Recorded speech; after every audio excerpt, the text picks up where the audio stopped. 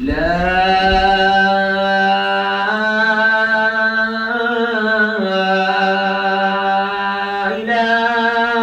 إلا الله.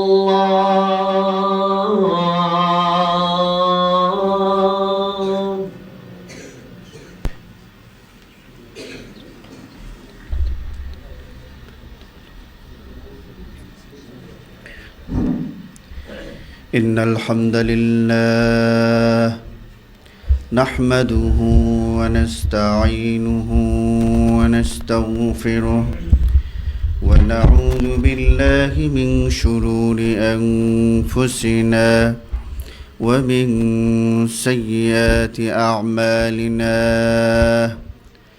من يهد الله فلا مضل له ومن يضلله فلا هادي له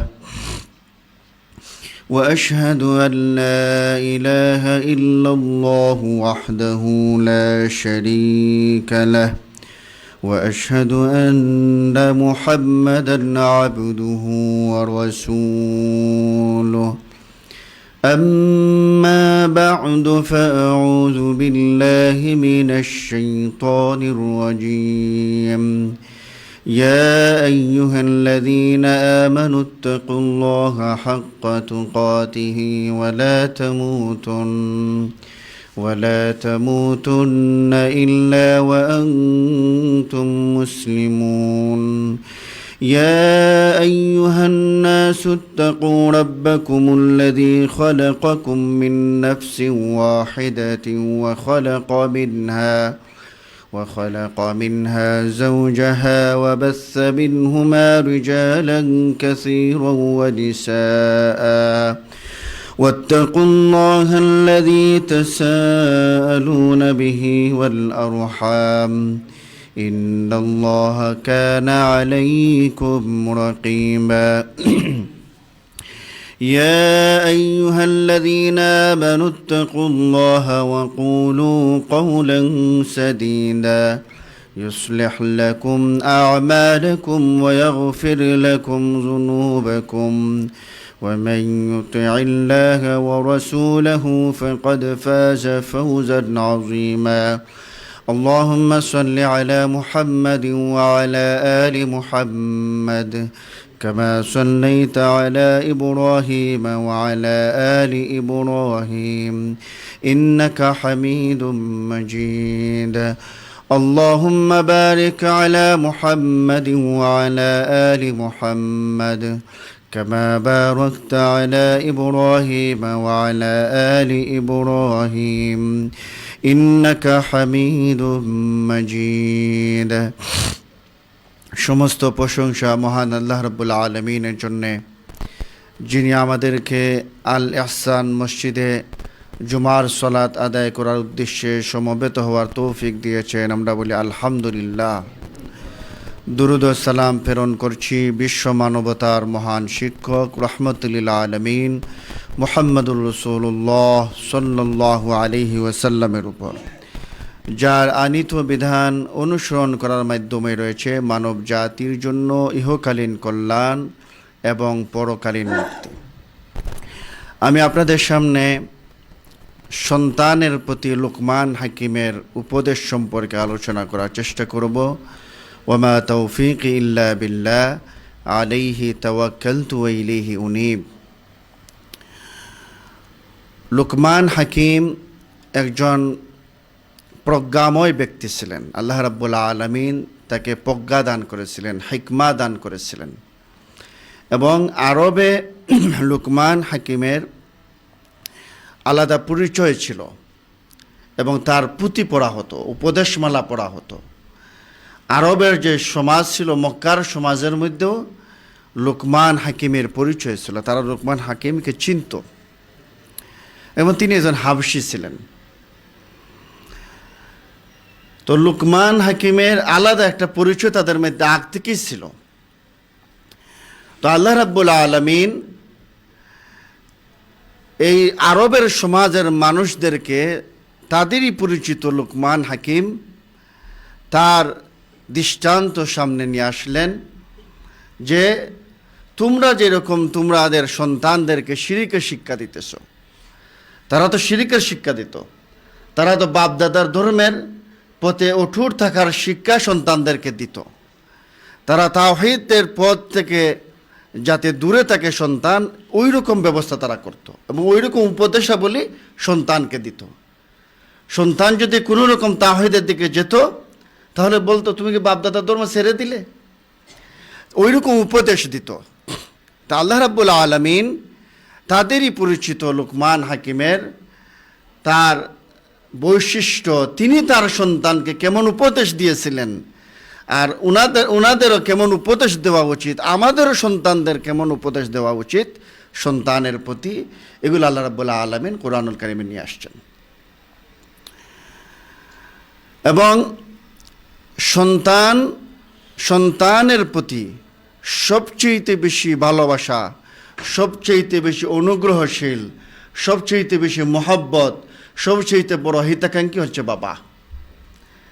যদিও সন্তান অনেক সময় বুঝতে পারে না যে বাবা কত বড় হিতাকাঙ্ক্ষী, বাবা কত বড় কল্যাণকর, বাবা কত কাছের, কত প্রিয়, এগুলা যদিও সন্তান অনেক সময় বুঝতে পারে না, কিন্তু বাস্তবিক করতেই যত খারাপ বাবাই হোক, সন্ত্রাসী বাবা, ডাকাত বাবা, তারপরে সুদকুর ঘুষখোর বাবা, অত্যাচারী জালিম বাবা, যেই রকম বাবাই হোক না কেন, সে কিন্তু তার সন্তানের কল্যাণই চায়।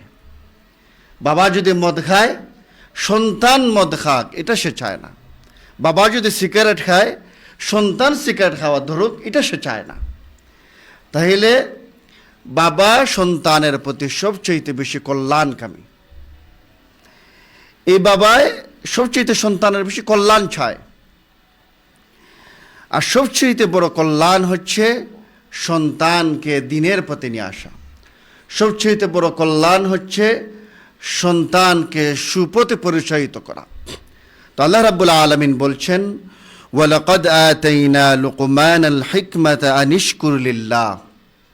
আমি লুকমানকে প্রজ্ঞা দান করেছিলাম, তাকে বলেছিলাম যে তুমি আল্লাহর কৃতজ্ঞতা প্রকাশ করো। যে হিকমা, জ্ঞান, কলা কৌশল, এটা আল্লাহ রাব্বুল আলামিনের অত্যন্ত গুরুত্বপূর্ণ নিয়ামত।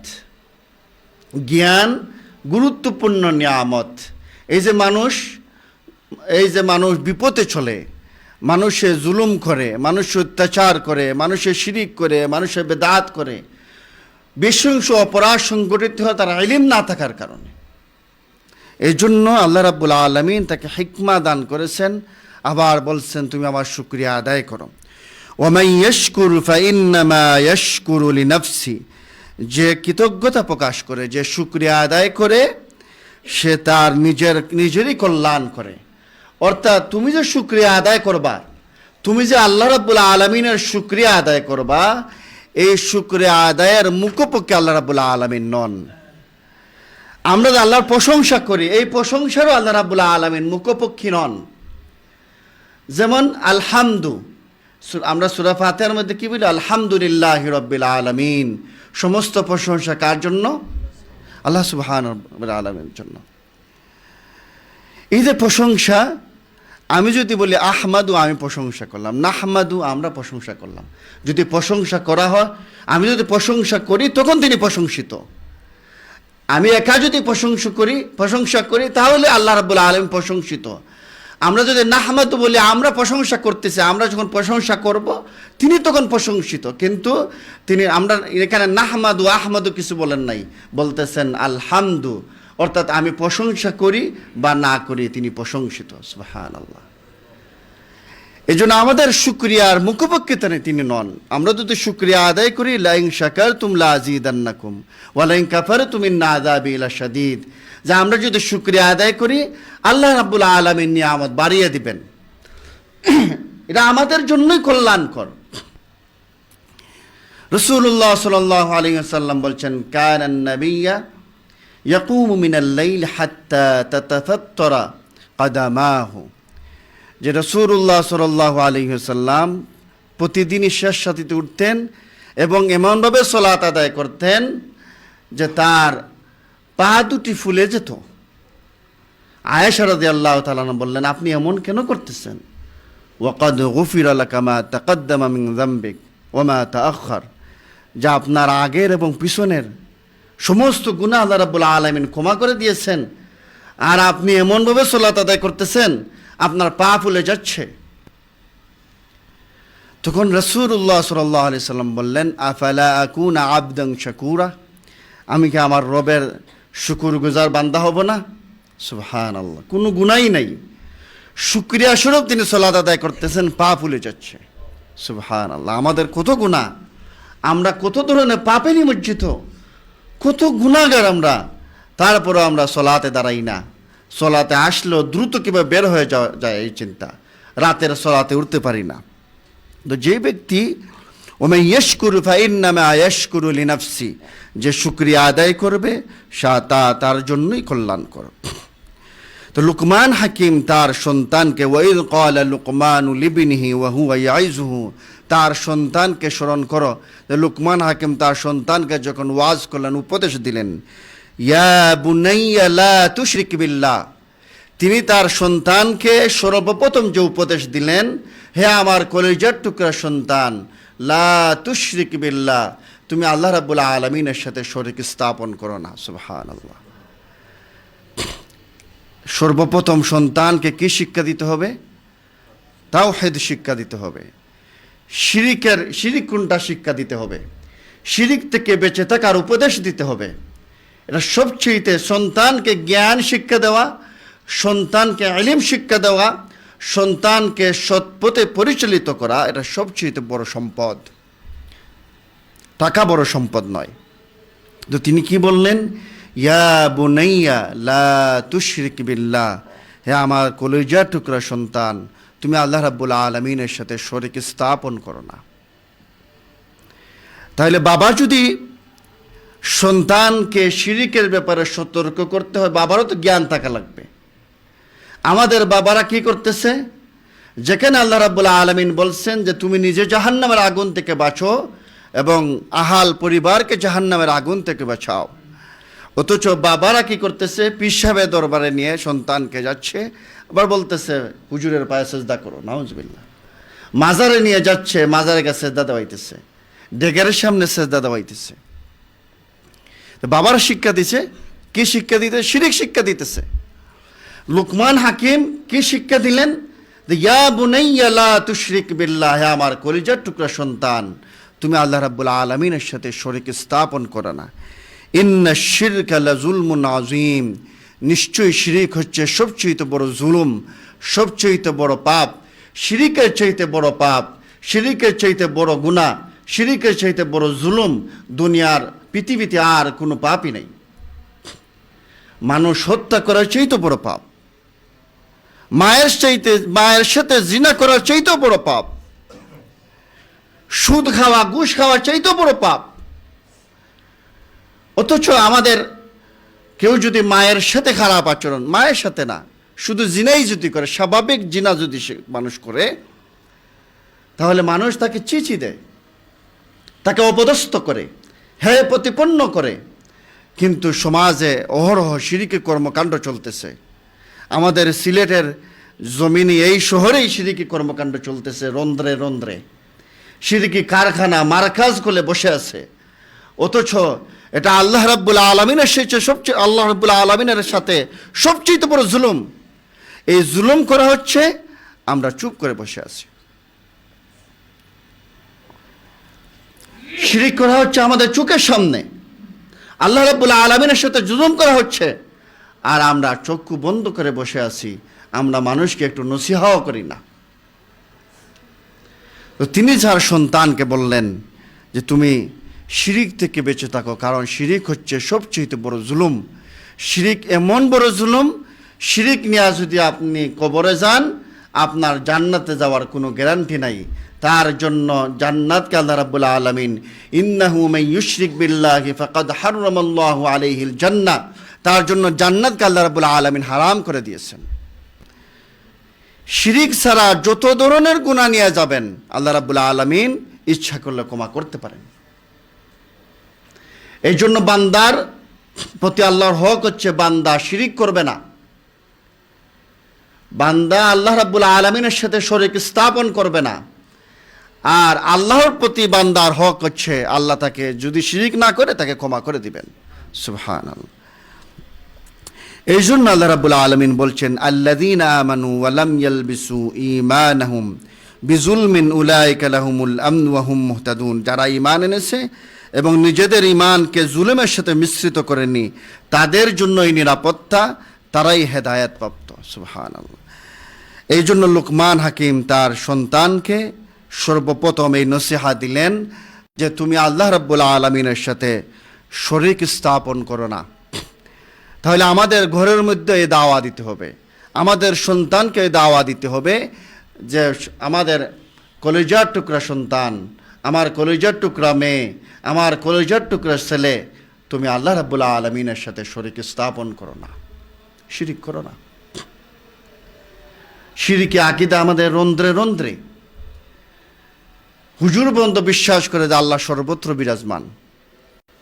ব্যাখ্যা করে বলে যে এই আপনার দেখার দিক দিয়ে সর্বত্র, ইলমান সর্বত্র, এরকম না, সত্তাগতভাবেই সর্বত্র। অথচ দাসী জানে যে আল্লাহ রাব্বুল আলামিন কোথায় আছেন। দাসীকে যখন রাসূলুল্লাহ সাল্লাল্লাহু আলাইহি ওয়াসাল্লাম জিজ্ঞাসা করলেন আল্লাহ কোথায়, দাসী আঙ্গুল উঁচু করে বলছে আল্লাহ আরো আসমানের উপরে আছেন। আর আমরা বলতেছি আল্লাহ সবখানেই আছেন। আল্লাহ গায়েবের খবর জানেন। হুজুর বলতেছে রাসূলুল্লাহ সাল্লাল্লাহু আলাইহি ওয়াসাল্লাম গায়েবের খবর জানেন। নাউজুবিল্লাহ। আল্লাহ বলতেছেন আমি ছাড়া আর কেউ গায়েবের খবর জানে না। হুজুর বলতেছে রাসূলুল্লাহ সাল্লাল্লাহু আলাইহি ওয়াসাল্লাম তো গায়েবের খবর জানেনি, আমার পিসা হুজুরও জানতেন। নাউজুবিল্লাহ। জীবন মরণের মালিককে স্বাভাবিক বিষয়। আরবের কুফারও বিশ্বাস করত। সে বলতেছে পিসা মৃত ব্যক্তিকে জিন্দা করে ফেলেন। নাউজুবিল্লাহ। এরকম কত শিরিক আমাদের সমাজের মধ্যে, প্রতিটা মানুষের চিন্তার মধ্যে শিরিক আছে। খুব কম সংখ্যক মানুষই আছে শিরিক কাকে বলে জানে, তাওহীদ কাকে বলে জানে। এই জন্য দাওয়া দিতে হবে, নিজের ঘরে দিতে হবে, আহাল পরিবারকে দিতে হবে। 2 নম্বর উপদেশ লুকমান হাকিম বললেন, ووصينا الإنسان بوالديه حملته أمه وهنا على وهن وفصاله في عامين أن اشكر لي ولوالديك إلي المصير। আল্লাহ রাব্বুল আলামিন বলছেন, আর আমি মানুষকে তার পিতামাতার ব্যাপারে সদাচরণের নির্দেশ দিয়েছি। তার মা কষ্টের পর কষ্ট ভোগ করে তাকে গর্ভধারণ করেছে, আর তার দুধ ছাড়ানো হয় 2 বছরে। সুতরাং আমার এবং তোমার পিতামাতার শুকরিয়া আদায় করো। আল্লাহ রাব্বুল আলামিন স্মরণ করে দিচ্ছেন মার অনুগ্রহ। মা 1টা বছর গর্ভধারণ করতেছে, 2টা বছর দুধ খাওয়াইতেছে। মা কত কষ্ট সন্তানের প্রতি, এটা স্মরণ করে দিয়ে বলতেছেন যে তুমি তার প্রতি সুন্দর আচরণ করো, সদাচরণ করো।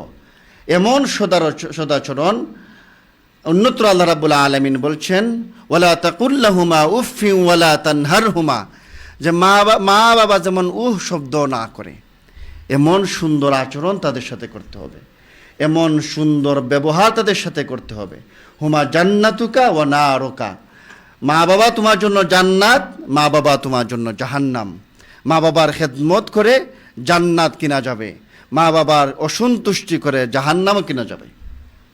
এটা আপনার সিদ্ধান্ত। আপনি মা বাবার সাথে সুন্দর আচরণ করবেন, করে জান্নাত কিনবেন, নাকি অসুন্দর আচরণ করে কষ্ট দিয়ে আপনি জাহান্নাম কিনবেন। এই নির্দেশ আল্লাহ রাব্বুল আলামিন দিয়েছেন। মা বাবার সাথে সুন্দর আচরণ, আল্লাহর হকের পরেই মা বাবার সাথে সুন্দর আচরণ, তাদের কথা মতো চলা, আদেশ মতো চলা, তাদের খেদমত করা, তাদেরকে খুশি করে চলা। তারপরে মা বাবার খেদমত করতে গিয়েও আবার ব্যালেন্স রাখতে হবে। এখন দেখা গেছে খেদমত করতে করতে করতে এমন অবস্থা হয়েছে, এই যে বাবা বলল হুজুরের পায়ে সেজদা দেও, এখানে কি সেজদা দেওয়া যাবে? বাবা যে বলল তাবিজ ঝুলাও, এই তাবিজ কি ঝুলানো যাবে? এখানে আল্লাহ রাব্বুল আলামিন এরপরে বলছেন, ওয়া ইন জাহাদাকা আলা আন তুশরিকা বি মা লাইসা লাকা বিহি ইলম ফালা তুতিউহুমা ওয়া সাহিবহুমা ফিদ দুনিয়া মা'রুফা।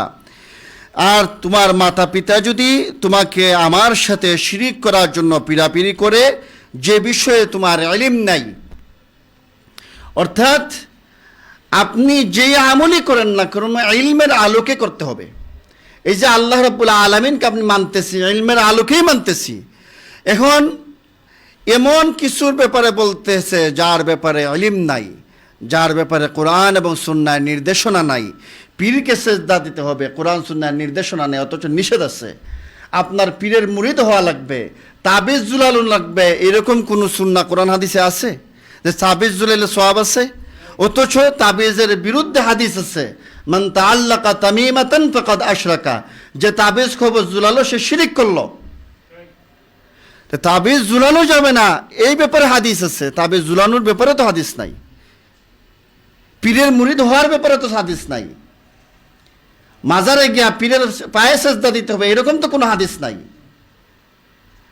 তাহলে যেটার ইলম তোমার কাছে নাই এটা তুমি গ্রহণ করবে না। মা বাবা বললেও এখানে মা বাবার আনুগত্য করা যাবে না। আবার তাদের এই বিরোধিতা করতে গিয়ে তারপর আবার তাদের সাথে অসুন্দর আচরণ করা যাবে না। সুন্দর আচরণের মাধ্যমেই তাদের বিরোধিতা করতে হবে। কারণ আল্লাহর আনুগত্য করতে, আল্লাহর আনুগত্যের বেলায় সেখানের মধ্যে মা বাবার যদি বিপরীত কোনো আনুগত্য কথা বলেন সেখানে আনুগত্য করা যাবে না, আল্লাহর বিপরীত কোনো আনুগত্য করা যাবে না। এজন্য রাসূলুল্লাহ সাল্লাল্লাহু আলাইহি ওয়াসাল্লাম বলছেন, লা তাআতা ফি মাসিয়াতিল্লাহ ইন্নামা তাআতু ফিল মারুফ। আল্লাহর নাফরমানি কাজে আনুগত্য নেই। যেখানের মধ্যে আল্লাহ রাব্বুল আলামিনের অসন্তুষ্টমূলক কাজ আছে এইরকম কোনো কাজে আনুগত্য নাই। এটা যদি আপনার মা বাবাও বলেন আনুগত্য করা যাবে না, পীর সাহেব বললে আনুগত্য করা যাবে না, শায়েখ বললে আনুগত্য করা যাবে না, আপনার সংগঠন বললেও আনুগত্য করা যাবে না। অনেকে সংগঠন করে, সংগঠনের সময় এমন নির্দেশ দিচ্ছে যা কোরআন সুন্নাহ বিরোধী। সংগঠন এমন নির্দেশ দিচ্ছে স্পষ্ট কোরআন সুন্নাহ বিরোধী দেখা যাচ্ছে। সংগঠনে বলল আচ্ছা ঠিক আছে যাও মন্দির পাহারা দিতে যাও, এখানে আনুগত্য করা যাবে? অথচ রাসূলুল্লাহ সাল্লাল্লাহু আলাইহি ওয়াসাল্লাম বলছেন যেখানের মধ্যে শিরকের কর্মকাণ্ড হয় এখানে আল্লাহর আযাব নেমে আসতে পারে। তো আল্লাহ রাব্বুল আলামিনের নাফরমানিমূলক কোনো কাজে কোনো ব্যক্তির আনুগত্য করা যাবে না। তারপরে লোকমান হাকিম তার সন্তানকে উপদেশ দিলেন, ইয়া বুনাইয়া ইন্নাহা ইন তাকু মিসকালা হাববাতিন মিন খারদালিন ফাতাকুন ফি সাখরাতিন আও ফিস সামাওয়াতি আও ফিল আরদি ইয়াতি বিহাল্লাহ ইন্নাল্লাহা লাতীফুন খাবীর।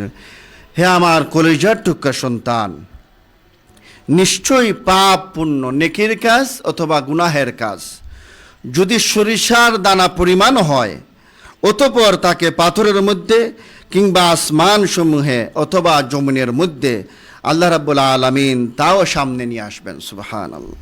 যদি গুনার কাজ ছোট থেকে ছোট হয় এটাও আল্লাহ রাব্বুল আলামিন সামনে নিয়ে আসবেন। যদি নেকির কাজ ছোট থেকে ছোট যে কোনো আদনা নেকির কাজও হয় এটাও আল্লাহ রাব্বুল আলামিন সামনে নিয়ে আসবেন। নিশ্চয় আল্লাহ রাব্বুল আলামিন সুদক্ষশীল সর্বজ্ঞ।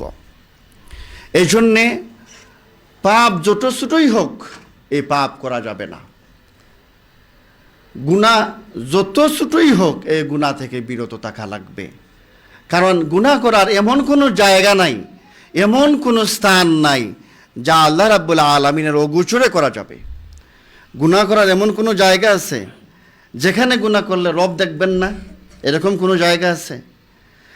আমরা যে পাপ কাজ করতেছি দরজা বন্ধ করে মনে করতেছি কেউ দেখতেছে না, দরজা বন্ধ করে অন্ধকার সময় আমরা মোবাইলে খারাপ দৃশ্য দেখতেছি, মনে করতেছে কেউ তো দেখতেছে না, আর একটু দেখি।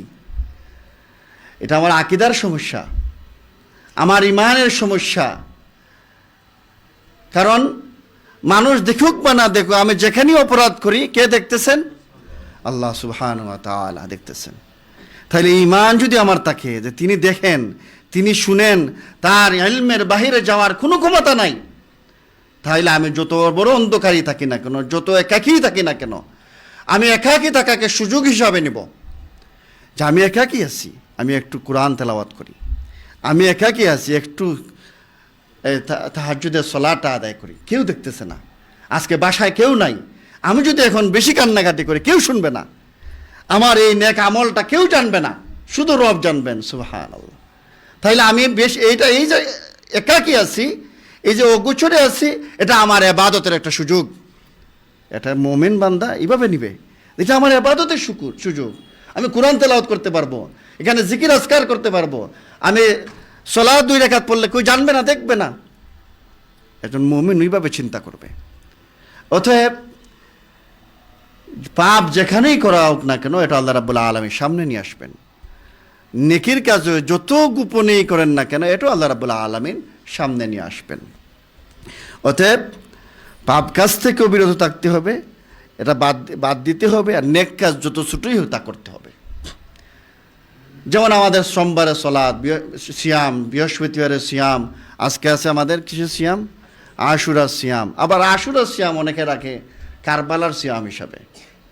এইভাবে যদি কেউ এভাবে রাখছেন, এখানে রাখার কথা না, কিন্তু অসংখ্য মানুষ আছে যে আমার ঘরের সবাই সিয়াম রাখছে, কারবালার সিয়াম, কারবালার রোজা রাখছে। কারবালার রোজা রাখে কিন্তু অনেকেই।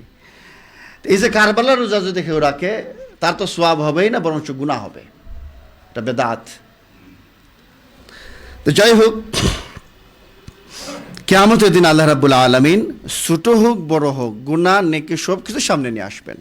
এই জন্য লুকমান হাকিম তার সন্তানকে উপদেশ দিলেন যে নেকি যদি ছোট হয় এটাও বাদ দিবা না, আর গুনাহ যদি যত ছোটই হোক এটা বাদ দিয়ে দিবা, এটা করবা না। তারপরে লুকমান হাকিম তার সন্তানকে উপদেশ দিলেন, ইয়া বুনাইয়া আকিমিস সালাহ, হে আমার বৎস, সালাত কায়েম করো। তুমি তার সালাতকে তার ওয়াজিব সহ রুকন সহ আদায় করো।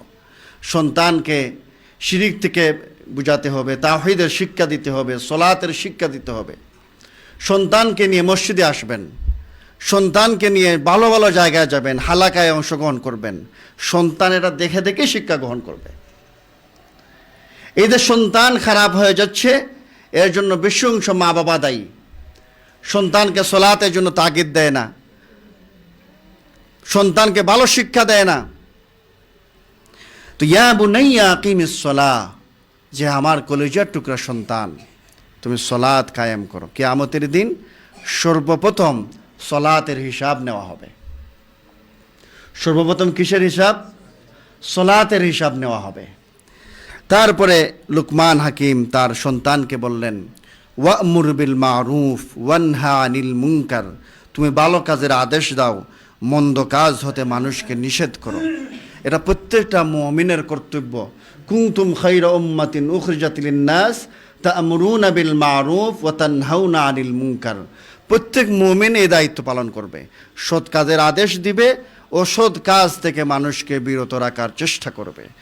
যেখানেই অন্যায়, যেখানেই শিরিক, যেখানেই পাপাচার, সেখানে সে নিষেধ করবে, ওয়াজ করবে, নসিহা করবে, যেখান থেকে বিরত হন। এরা আমাদের প্রত্যেকের দায়িত্ব, সৎ কাজের আদেশ দেওয়া, অসৎ কাজ থেকে মানুষকে বিরত রাখা। এই যে আমরা যদি সবাই এই কাজটা করতাম, আল্লাহ আমিরুনা বিল মারুফ ওয়ান নাহুনা আনিল মুনকার, তাহলে তো সমাজে শিরিক থাকার কথা ছিল না। আমরা ওইভাবে দাওয়াতি কাজ করতেছি না। তাহলে সিলেটের মাজারে 3 দিনে 17-18 লক্ষ টাকা ওঠার কথা ছিল না। আমরা ওইভাবে দাওয়াতি কাজ করতেছি না। মানুষের এই জ্ঞান নেই যে কোনটা পাপ কাজ, কোনটা নেকির কাজ। সে তো সওয়াব মনে করে টাকা দিতেছে, তার ঈমান নষ্ট হয়ে যাচ্ছে। আমাদের প্রত্যেকটা মুমিনের দায়িত্ব হচ্ছে আল আমিরুনা বিল মারুফ ওয়ান নাহুনা আনিল মুনকার, সৎ কাজের আদেশ দিবে, অসৎ কাজ থেকে মানুষকে বিরত রাখবে। যেখানের মধ্যে আল্লাহ রাব্বুল আলামিন বলছেন যে সমস্ত মানুষই ক্ষতিগ্রস্ত, 4 ধরনের মানুষের কথা বলছেন যারা ক্ষতিগ্রস্ত নয়। তাদের গুণ কি? ইল্লাল্লাযীনা আমানু ওয়া আমিলুস সালিহাতি ওয়া তাওয়াসাউ বিল হাক্কি ওয়া তাওয়াসাউ বিস সবর, যে যারা ঈমান আনে, সৎ কাজ করে, একে অপরকে হকের দিকে আহ্বান করে এবং একে অপরকে ধৈর্য ধারণের উপদেশ দান করে। এরা ছাড়া পৃথিবীর সবাই ক্ষতিগ্রস্ত। তাহলে আমি যদি মানুষকে হকের দিকে আহ্বান না করি, মানুষকে যদি শিরিক থেকে বিরত থাকার নসিহা না করি, তাহলে আমি নিজেও ক্ষতিগ্রস্ত। আমার সন্তানকে যদি এই উপদেশ না দেই, আমি নিজে ক্ষতিগ্রস্ত। আমার পরিবারকে যদি এই নসিহা না করি, আমি নিজে ক্ষতিগ্রস্ত। আমার পাড়া প্রতিবেশীর উপরে দায়িত্ব হচ্ছে আমি এই ব্যাপারে নসিহা করা। পারলে শাহজালালের মাজারে গিয়া বলেন দাঁড়াইয়া যে শিরিক থেকে বেঁচে থাকুন, এখানে টাকা দেওয়ার কিছু নাই। এই মৃতশায়িত ব্যক্তি শাহজালাল রহমতুল্লাহ আলাইহি, তিনি কল্যাণ এবং অকল্যাণের মালিক নন।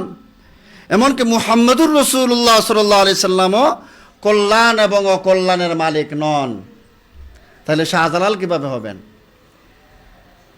মৃত ব্যক্তি উপকার করতে পারবে না, এটা আমাদের ঈমান।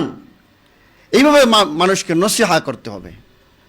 তিনি তার সন্তানকে বললেন যে তুমি মানুষকে নসিহা করো, আল আমিরুনা বিল মারুফ ওয়া আমুর বিল মারুফ ওয়ানহা আনিল মুনকার, সৎ কাজের আদেশ দাও, মন্দ কাজ হতে মানুষকে নিষেধ করো। একটা ছেলে, একটা সন্তান, সে যে প্রতিনিয়তই সৎ কাজের আদেশ দেয়, তার বন্ধু বান্ধবকে যদি সে সলাতের দিকে আহ্বান করে, সে যদি সুন্দর সুন্দর কথা বলে, সে যদি কোরআন এবং সুন্নাহর দিকে আহ্বান করে, তাহলে ওই ছেলে তো পাপ কাজ করার কথা নয়। একটা ছেলে যদি প্রতিনিয়ত তার বন্ধু বান্ধবকে খারাপ কাজ থেকে নিষেধ দেয়, একটু সামনে আসেন, সামনে খালি জায়গা আছে, এগুলো পূরণ করেন, একটু সামনে আগায় বসেন, সবাই একটু সামনে আসেন, ফাঁকা জায়গা বন্ধ করে বসেন। একটা সন্তান যদি প্রতিনিয়তই তার বন্ধু বান্ধবকে যদি সে বলে, এই যে বিশ্বকাপ উন্মাদনা, এখানে তুমি রাত্রে 4টার সময় উঠে যাও খেলা দেখার জন্যে, এই সময়ের তো জবাব দেওয়া লাগবে। 5টা জিনিসের জবাব দেওয়া ব্যতীত কিয়ামতের দিন একটা কদম সামনে আগানো যাবে না। জীবন কোথায় অতিবাহিত করছো, যৌবনকাল কোথায় অতিবাহিত করছো, এগুলোর জবাব দেওয়া লাগবে। এই যে মূল্যবান সময় আল্লাহ রাব্বুল আলামিন দিয়েছেন, এই মূল্যবান সময় কোথায় অতিবাহিত করছে এর জবাব দেওয়া লাগবে। একটা সন্তান, একটা ছেলে যদি তার বন্ধু বান্ধবকে উপদেশ দান করে যে তুমি খেলা দেখা থেকে বিরত থাকো, এই সময় তুমি সালাত আদায় করো, ফজরের সালাতে উঠতে পারে না কিন্তু খেলা দেখার জন্য জাগ্রত, একটা ছেলে যদি এভাবে উপদেশ দেয়, ওই ছেলেকে আর খারাপ কাজ করতে পারে? যেই ছেলে এভাবে উপদেশ দিবে, নসিহা করবে, এই ছেলের মাধ্যমে খারাপ কাজ হবে না। এই জন্য তার সন্তানকে তিনি বললেন ওয়া'মুর বিল মারুফ ওয়ানহা আনিল মুনকার, তুমি ভালো কাজের আদেশ দাও, মন্দ কাজ হতে মানুষকে নিষেধ করো। তারপরে আল্লাহ রাব্বুল আলামিন বলছেন ওয়াসবির আলা মা সাবাক, যে তোমাকে কষ্ট দেয় তার উপর তুমি ধৈর্য ধারণ করো। এর দ্বারা বোঝা যায় যখনই আপনি মানুষকে শিরক থেকে বিরত থাকার উপদেশ দিবেন, মানুষকে তাওহীদের জ্ঞান শিক্ষা দিবেন, মানুষকে সৎ কাজের আদেশ দিবেন, অসৎ কাজ থেকে বিরত রাখার উপদেশ দিবেন, তখনই আপনার উপর বিপদ মুসিবত নেমে আসবে, আপনার উপর অপবাদ আসবে, আপনার উপরে মানুষ আপনাকে হ্যাঁ প্রতিপন্ন করবে। যখনই আপনি সত্য কথা বলবেন, হক কথা বলবেন, আপনার উপরে বিপদ নেমে আসবে, মুসিবত নেমে আসবে, বিভিন্ন কটু কথা মানুষ শোনাবে। তখন তোমার দায়িত্ব হচ্ছে ওয়াসবির আলা মা সাবাক, যে তোমাকে কষ্ট দেয় তার উপর তুমি ধৈর্য ধারণ করো, সবর করো। আর সবরের অসংখ্য পুরস্কার আল্লাহ রাব্বুল আলামিন কোরআনের বিভিন্ন জায়গায় উল্লেখ করেছেন। উলাইকা ইউজাউনাল গুরফাতা বিমা সাবারু ওয়া ইউলাকাউনা ফিহা তাহিয়াতান ওয়া সালামা, জান্নাতে তাদেরকে অভিবাদন জানিয়ে জান্নাতে প্রবেশ করানো হবে তাদের ধৈর্যের ফলস্বরূপ। ধৈর্যের অসংখ্য পুরস্কার আছে। এই জন্য এর আয়াত দ্বারা স্পষ্ট হয়ে যায়, যারাই সৎ কাজের আদেশ দিবে, অসৎ কাজ থেকে মানুষকে বিরত রাখবে। আপনি দেখবেন দাওয়াতি ময়দানে যেই শায়েখের যত বেশি বড় অবদান, ওই শায়েখের বিরুদ্ধে তত বেশি মানুষের কথাবার্তা। যে আলেম যত বেশি অবদান দাওয়াতি ময়দানে রেখেছেন, ওই আলেমের বিরুদ্ধে তত বেশি বাতিলরা রেগে গেছে। আপনি দেখবেন যুগশ্রেষ্ঠ বড় আলেম আল্লামা ইবনে তাইমিয়া রহমতুল্লাহ আলাইহি। বেদাতি বললেন, মাজার পূজারী বললেন, যত বাতিলপন্থী মানুষ বলেন, তার ব্যাপারে সবচেয়ে বেশি কঠোর। কারণ আপনি যখন কাজ করবেন না, আপনি যখন দাওয়া দিবেন না, আপনি একাকেই সালাত আদায় করতেছেন, একাকেই সহি আকীদা, একাকেই সালাফি মানহাজ ফলো করতেছেন, কিন্তু আপনার দাওয়াতি ময়দানে কোনো অবদান নাই, আপনি দেখবেন আপনার বিষয়ে কোনো কথাবার্তা থাকবে না, সবাই আপনাকে ভালো বলবে। কিন্তু আপনি যখন দাওয়াতি ময়দানে ভূমিকা রাখবেন, সৎ কাজের আদেশ দিবেন, অসৎ কাজ থেকে বিরত রাখবেন, শিরকের বিষয়ে কথা বলবেন, কারণ শিরকের বিষয়ে কথা বললে 90% মানুষই বিরক্ত হয়ে যাবে। কারণ 90% মানুষই শিরিক করতেছে, কোনো না কোনোভাবে শিরিক করতেছে। তাহলে যখনই আপনি সৎ কাজের আদেশ দিবেন, অসৎ কাজের নিষেধ করবেন, তখনই আপনার বিরুদ্ধে বিভিন্ন ধরনের মুসিবত নেমে আসবে। তখন কর্তব্য হচ্ছে সবর করা, ওয়াসবির আলা মা আসাবাক। ইন্না যালিকা মিন আজমিল উমুর, নিশ্চয়ই এগুলো অন্যতম সংকল্পের কাজ। মানুষ তোমাকে যে কষ্ট দেয় তার উপর ধৈর্য ধারণ করা অন্যতম দৃঢ়প্রত্যয়ের কাজ। তারপরে লুকমান হাকিম তার সন্তানকে উপদেশ দিচ্ছেন, ওয়ালা তুসাইর খাদ্দাকা লিন্নাস, আর তুমি মানুষের দিক থেকে তোমার মুখ ফিরিয়ে নিও না। অর্থাৎ আল্লামা ইবনে কাসির রহমতুল্লাহ আলী বলেন, যখন তুমি কথা বলো অথবা তোমার সাথে মানুষ কথা বলে, তখন তুমি মানুষকে ঘৃণা করে অথবা তাদের উপর অহংকার করে তাদের থেকে মুখ ফিরিয়ে রাখবে না, তাদের সাথে হাস্যোজ্জ্বল হয়ে কথা বলবে, তাদের জন্য উদার হবে এবং তাদের প্রতি বিনয়ী হবে। রাসূলুল্লাহ সাল্লাল্লাহু আলাইহি ওয়াসাল্লাম বলছেন, তাবাসসুমুকা ফি ওয়াজহি আখিকা লাকা সাদাকা, তোমার অপর ভাইয়ের সম্মুখে তুমি মুচকি হাসি দিলে তাও সাদাকা হিসাবে পরিগণিত হবে।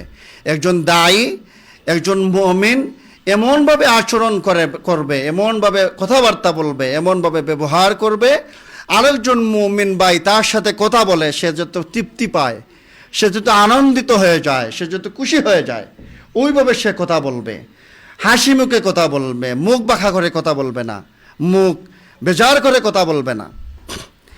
এই যে সে হাসি মুখে কথা বলবে, এটা তার জন্য সাদাকা। সুবহানাল্লাহ। তারপরে তিনি উপদেশ দিলেন, ওয়ালা তামশি ফিল আরদি মারহা, অহংকার এবং হঠকারিতা প্রদর্শন করে জমিনে হাঁটা চলা করবে না, কারণ এ ধরনের কাজের কারণে আল্লাহ রাব্বুল আলামিন তোমাকে অপছন্দ করবে। এ কারণে আল্লাহ রাব্বুল আলামিন বলছেন, ইন্নাল্লাহা লা ইউহিব্বু কুল্লা মুখতালিন ফখুর, নিশ্চয়ই আল্লাহ রাব্বুল আলামিন কোনো দাম্ভিক অহংকারীকে পছন্দ করেন না। এই জন্য রবের যারা প্রিয় বান্দা, রহমানের যারা প্রিয় গোলাম, তারা যখন জমিনে পদচারণা করে, জমিনে যখন চলাফেরা করে, ওয়া ইবাদুর রহমানিল্লাযীনা ইয়ামশুনা আলাল আরদি হাওনা ওয়া ইযা খাতাবাহুমুল জাহিলুনা ক্বালু সালামা, তারা যখন জমিনে পদচারণা করে বিনয়ী হয়ে চলাফেরা করে, অহংকার নিয়ে জমিনে পদচারণা করে না, কোনো ধরনের কোনো ক্ষমতা দেখিয়ে জমিনে চলাফেরা করে না, বিনয় অবনত হয়ে জমিনে চলাফেরা করে।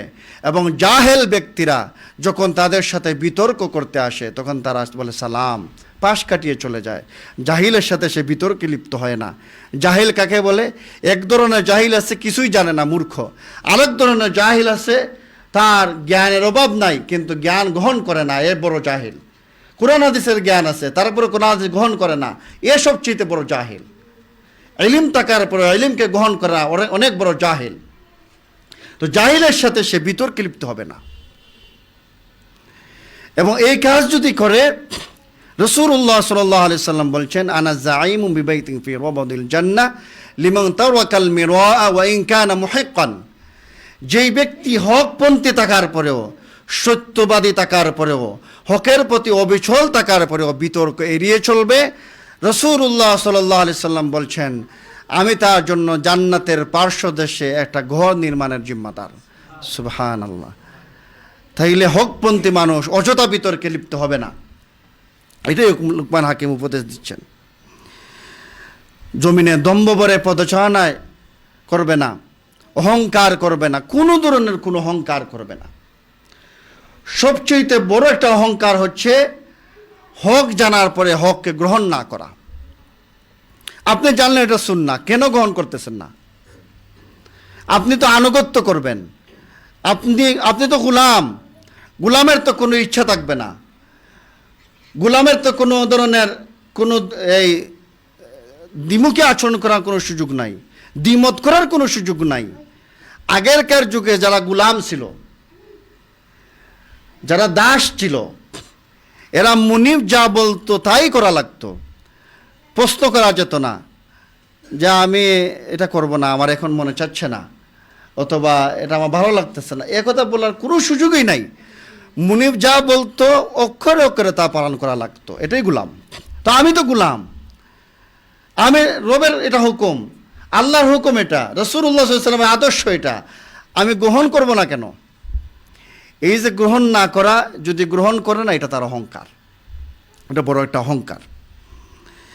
আল্লাহ রাব্বুল আলামিন যদি সরিষার দানা পরিমাণ অহংকারও থাকে, সেই ব্যক্তিকে জান্নাতে প্রবেশ করাবেন না।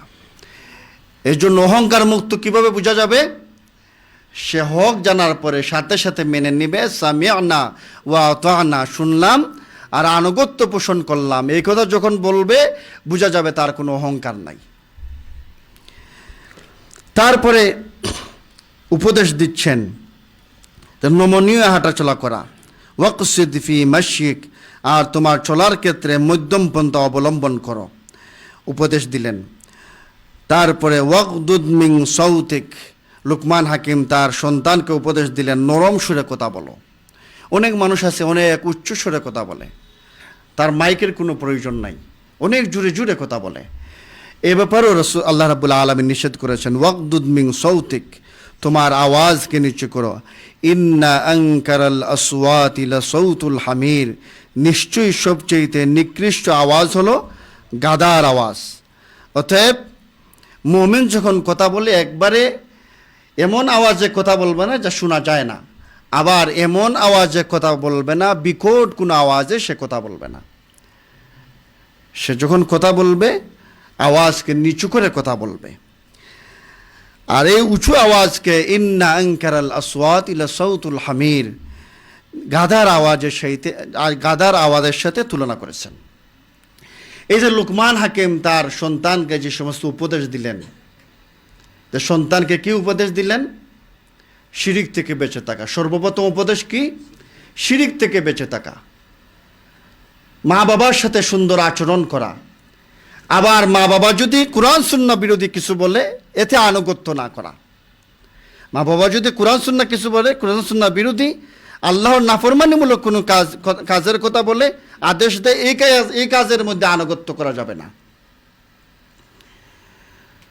তাআওয়ানু আলাল বিররি ওয়াত তাকওয়া ওয়ালা তাআওয়ানু আলাল ইসমি ওয়াল উদওয়ান, তোমরা তাকওয়ার কাজে একে অপরকে সহযোগিতা করো, আর আল্লাহর বিরোধিতার কাজে একে অপরকে সহযোগিতা করবে না। অতএব মা বাবার সাথে সুন্দর আচরণ করা, তারপরে সলাত আদায় করা, সলাতের উপদেশ দেওয়া, সৎ কাজের আদেশ দেওয়া, অসৎ কাজ থেকে মানুষকে নিষেধ করা। তারপরে যখন সৎ কাজের আদেশ এবং অসৎ কাজের নিষেধ দিতে গিয়ে বিপদ মুসিবত আসবে, তখন ধৈর্য ধারণ করা। আর আল্লাহ রাব্বুল আলামিন নিজে বলছেন, ইন্নাল্লাহা মাআস সাবিরিন, যারা ধৈর্যশীল তাদের সাথে আল্লাহ রাব্বুল আলামিন আছেন। মুমিন যখন বিপদে পড়বে সাথে সাথে ধৈর্য ধারণ করবে, তারপরে সলাতের মাধ্যমে আল্লাহ রাব্বুল আলামিনের সাহায্য প্রার্থনা করবে। এই যে ধৈর্য ধারণ করা, বিপদ মুসিবত গুসার সময় নিজেকে নিয়ন্ত্রণ করা, এটা সবচেয়ে বড় কঠিন একটা কাজ। রাসূলুল্লাহ সাল্লাল্লাহু আলাইহি ওয়াসাল্লাম বলছেন যে যেই ব্যক্তি কুস্তিতে জয়ী হয়ে যায় সেই ব্যক্তি শক্তিশালী নয়। যেই ব্যক্তি গুসার সময় নিজেকে নিয়ন্ত্রণ করতে পারে, সবর করতে পারে, ওই ব্যক্তি বেশি শক্তিশালী। আপনাকে একজন গালি দিছে, সাথে সাথে গালি দেওয়া সহজ একটা বিষয়। আপনার একটা চোর মারছে, আপনি আবার চোর মেরে দিলেন, সহজ বিষয় ক্ষমতা থাকার পরেও। কিন্তু যখন আপনি ধৈর্য ধারণ করবেন, এটা দেখবেন, নিজেই দেখবেন অনেক কঠিন বিষয়। স্ত্রীর প্রতি প্রচণ্ড রাগ চলে আসছে, আপনি কথা না বলে থাকেন, দেখবেন কতটা কঠিন একটা বিষয়। এই জন্যে ধৈর্য সবরের পুরস্কার এত বেশি। সন্তানের প্রতি প্রচণ্ড রাগ, আপনি দেখেন নিজেকে নিয়ন্ত্রণ করেন, রাগ না করে থাকেন, গালি না দিয়ে থাকেন, বকা না দিয়ে থাকেন, দেখবেন কতটা কঠিন একটা বিষয়। এই জন্য লুকমান হাকিমের আল্লাহ রাব্বুল আলামিন যে দৃষ্টান্ত দিয়েছেন, এই দৃষ্টান্তকে ফলো করে আমাদের উচিত আমরা আমাদের সন্তানদেরকে এইভাবে গড়ে তুলব। কু আনফুসাকুম ওয়া আহলিকুম নারা, নিজেরা জাহান্নামের আগুন থেকে বাঁচবো, আহাল পরিবারকে জাহান্নামের আগুন থেকে বাঁচাবো। এই জন্য আমাদের সন্তানকে ওইভাবে গড়ে তুলতে হবে, শিরিকের ব্যাপারে সতর্ক করতে হবে, তাওহীদের শিক্ষা দিতে হবে, আল্লাহর সাথে পরিচয় করানো লাগবে। আচ্ছা, আল্লাহর সাথে যদি সে পরিচয় হয়ে যায়, সে যদি মুত্তাকি হয়ে যায়, সে যদি পরহেজগার হয়ে যায়, তার মধ্যে যদি জাহান্নামের ভয় থাকে, তাহলে ওই সন্তান আপনার সাথে বেয়াদবি এমনিতেই করবে না, আপনার সাথে অসুন্দর আচরণ করবে না। যার কাছে আল্লাহর ভয় আছে, সে মানুষের সাথে জুলুম করবে না, তার ভাইদের সাথে জুলুম করবে না, বোনদের সাথে জুলুম করবে না। এই জন্য সর্বপ্রথম কাজ হচ্ছে সন্তানকে আল্লাহর সাথে পরিচয় করিয়ে দেওয়া।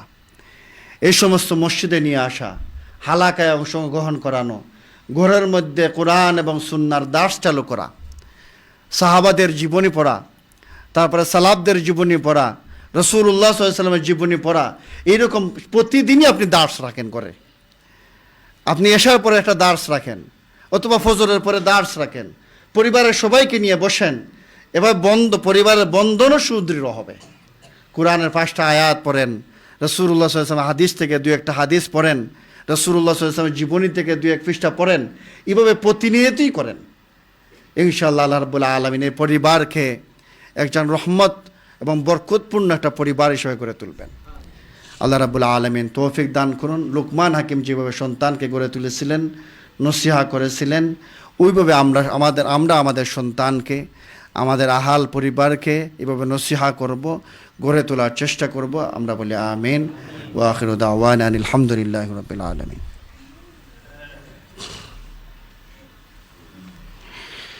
الحمد لله والصلاة والسلام على رسول الله، أما بعد فإن خير الحديث كتاب الله، وخير الهدي هدي محمد صلى الله عليه وسلم، وشر الأمور محدثاتها، وكل محدثة بدعة، وكل بدعة ضلالة، وكل ضلالة في النار.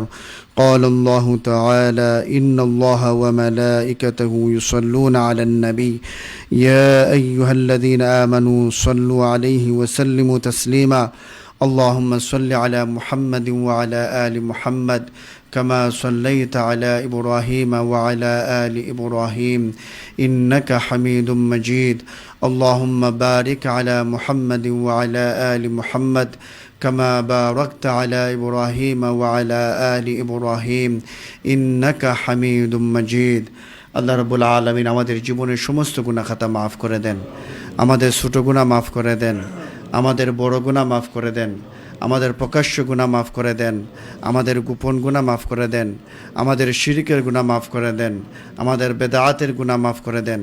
আল্লাহ রাব্বুল আলামিন যত গুনাহ করেছি, রব্বানা যালামনা আনফুসানা ওয়া ইল্লাম তাগফির লানা ওয়া তারহামনা লানাকুনান্না মিনাল খাসিরিন।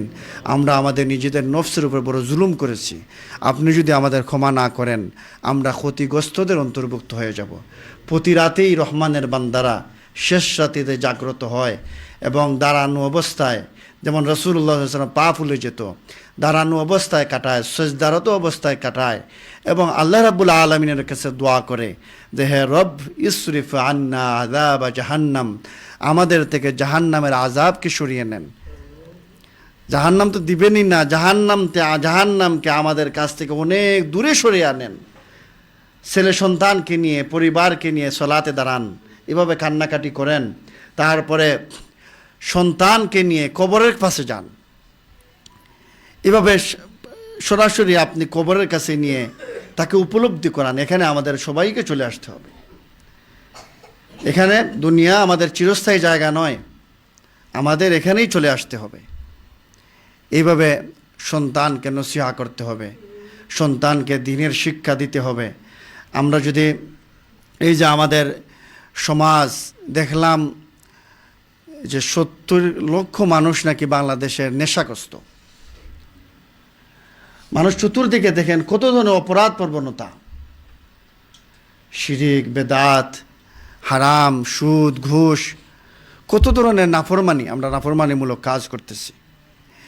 এর থেকে পরিত্রাণের উপায় হচ্ছে আপনার ঘরকে ঠিক করা, সন্তানকে ঠিক করা, পরিবারকে কোরআন সুন্নাহর আলোকে গড়ে তোলা এবং পাড়া প্রতিবেশীর কাছে দাওয়া নিয়ে যাওয়া। এর জন্য পরিবারের জন্য দোয়া করতে হবে। আল্লাহ রাব্বুল আলামিন নিজেই শিক্ষা দিয়েছেন, রব্বানা হাব লানা মিন আজওয়াজিনা ওয়া যুররিয়াতিনা কুররাতা আ'য়ুনি ওয়াজআলনা লিল মুত্তাকিনা ইমামা। যা আমাদেরকে চক্ষু শীতলকারী সন্তান দান করেন, আমাদের চক্ষু শীতলকারী স্ত্রী দান করেন। এগুলো আমাদের জন্য পরীক্ষা।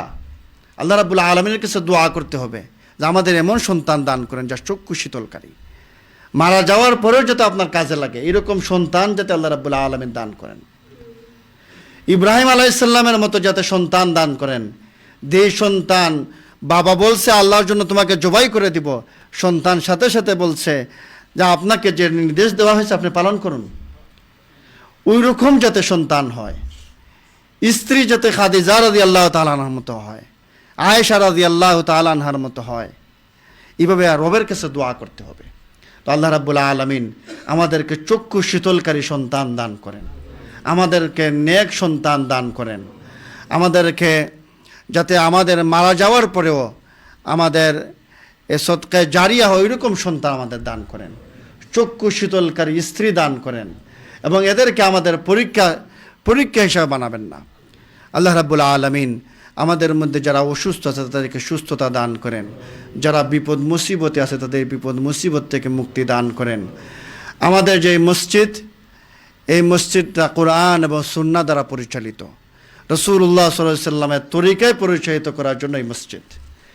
লুকমান হাকিমের যে উপদেশগুলো, এই উপদেশ পালন করার জন্য এই মসজিদ। শিরিকের ব্যাপারে সমাজকে সতর্ক করার জন্য এই মসজিদ। এই মসজিদে রাসূলুল্লাহ সাল্লাল্লাহু আলাইহি সাল্লাম যেইভাবে দ্বীনকে রেখে গিয়েছিলেন ওইভাবেই এই মসজিদটা পরিচালিত হবে এবং এখানের মধ্যে কোনো ছাড় দেওয়া হবে না। এরকম মসজিদ যত বেশি হবে সমাজের মধ্যে তত বেশি পরিবর্তন আসবে। এইরকম মার্কাজ যত বেশি হবে সমাজের মধ্যে তত বেশি পরিবর্তন আসবে।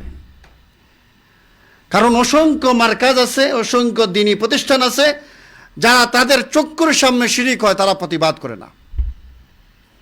একদিকে দরগা মাদ্রাসা আছে, একদিকে কবরে পূজা হচ্ছে, কবরে সেজদা দিতেছে, তাদের কোনো ভূমিকা নাই। তারা চক্ষু বন্ধ করে বসে আছে। তারা প্রতিটা ছাত্র যদি প্রতিদিন দাঁড়ায় বলতো যে শিরিক করো না, কবরের মধ্যে সেজদা দিও না, এরকম তাদের কর্মসূচি যদি থাকতো, তাদের এই ক্ষমতা ছিল, কিন্তু তাদের কোনো ভূমিকা নাই। তারাও একটা বক্স নিয়ে সামনে বক্স নিয়ে বসে আছে যে আপনারা আমাদেরও কিছু দেন।